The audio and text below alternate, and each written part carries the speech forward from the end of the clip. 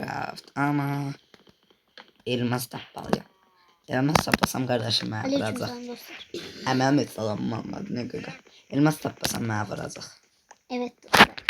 Ve benim bir dakikam var. Yani 60 saniye. Arada bir vakte bakacağım.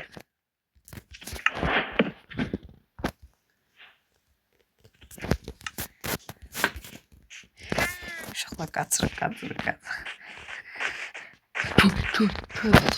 Çö. YouTuber şansı. Özüne ooo aklımdan ne taktı. Ben demem balonu kazma. Kazma. Şöyle tak. Demirci. Onu demiş.